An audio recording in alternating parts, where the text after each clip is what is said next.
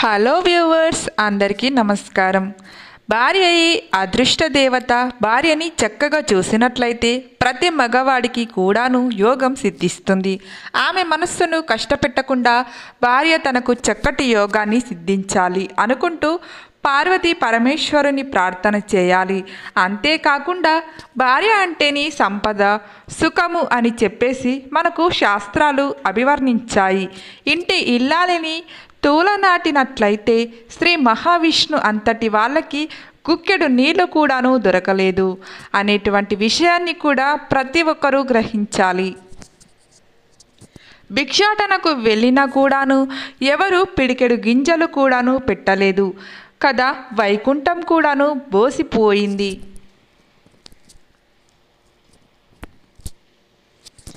గృహిణి బాధ పెడితే కలిగే కష్టాలకు భరించలేక భార్య లక్ష్మీదేవితో తాను తొందరపడ్డానని, మరెప్పుడు కూడాను నీ కంటనీరు కన్నీరు పెట్టించనని మహావిష్ణువు అంతటి వాడే చెప్పాడు. కాబట్టి భార్యని ఎవరైతే చక్కగా చూస్తారో, ఆమె యొక్క అభిప్రాయాల్ని విని ఆచరణలో పెడతారో వాళ్ళే ఎక్కువగా సుఖపడతారని ఆస్కారం ఉంటుంది అని శాస్త్రం చెప్తుంది.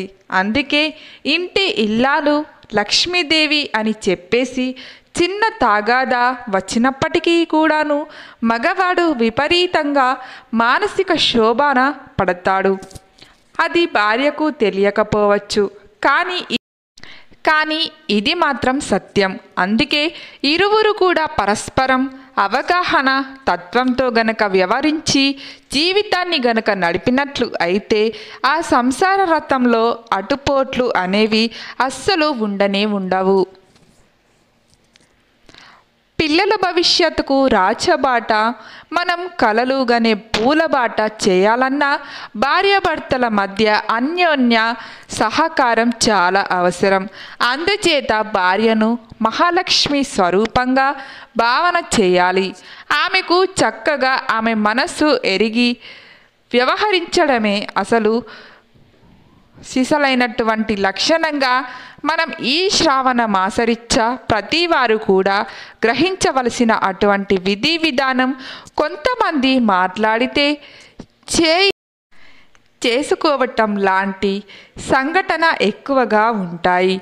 అలా చేసుకోవడం అనేటువంటిది చాలా అవివేక లక్షణంతో కూడినటువంటి విషయం.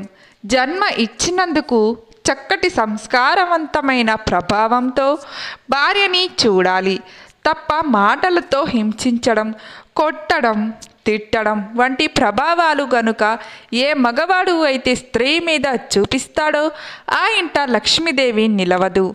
చివరి దశలో అతడు పడేటువంటి బాధ అంతా ఇంత చెప్పలేనంతగా ఉంటుంది. చాలా విచిత్రమైన బాధలు అనుభవించాల్సిన పరిస్థితి ఉంటుంది అని చెప్పేసి మనకు పద్మపురాణం తెలియజేస్తుంది.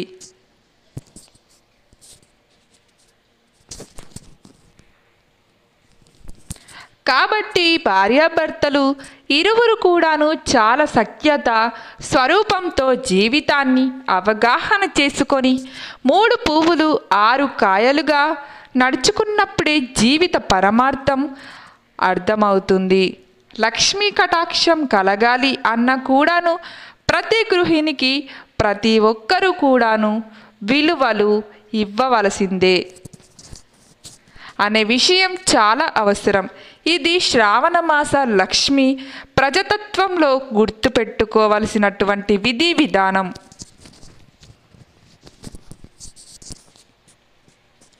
పరిశుభ్రత లేకుంటే వచ్చేటువంటిది లక్ష్మీదేవి కాదు, జ్యేష్ఠదేవి. ఎందుకంటే లక్ష్మీదేవి యొక్క అక్క జ్యేష్ఠలక్ష్మి. ఆమె అపరిశుభ్రంగా ఉన్నట్లయితే గృహంలోకి ఇల్లు వాకిలి కూర్చొని ఇంటిలోకి సూచి శుభ్రత లేనటువంటి ఇల్లాలు ఉన్న ఇంటికి అంట్లు మైలలు కలిపేసుకునేవారు. ఇంటిలో ఆ యొక్క జ్యేష్ఠాదేవి ప్రవేశిస్తుంది. నియమ ప్రకారం తన అక్క ఉన్న గృహంలో లక్ష్మీదేవి ఉండకూడదు. కాబట్టి మహాలక్ష్మి వెళ్ళిపోతుందనే విషయాన్ని ప్రతి ఒక్కరూ గుర్తుపెట్టుకోండి. దానితో మహా కష్టాలు వెదలు కూడా తప్పవు. భార్యను గౌరవించని వ్యక్తి ఇంటి కూడాను జ్యేష్ఠాదేవి ప్రవేశిస్తుంది. భార్యను గౌరవించాలి, తల్లిదండ్రులను గౌరవించాలి, అందరూ సఖ్యతగా ఉండాలి అనేటువంటి భావన పరంపరతో గనుక జీవితాన్ని గడిపేసినట్లయితే కలకాలం సుఖశాంతులతో వర్ధిల్లుతారు అని చెప్పేసి గ్రహించి తరిద్దామా. ఫ్రెండ్స్, మా వీడియో కనుక మీకు నచ్చినట్లయితే ఒక లైక్ కొట్టి అలాగే ఓం నమః శివాయ అని చిన్న కామెంట్ చేయండి. మా ఛానల్ని మాత్రం సబ్స్క్రైబ్ చేయడం మర్చిపోకండి. ధన్యవాదములు.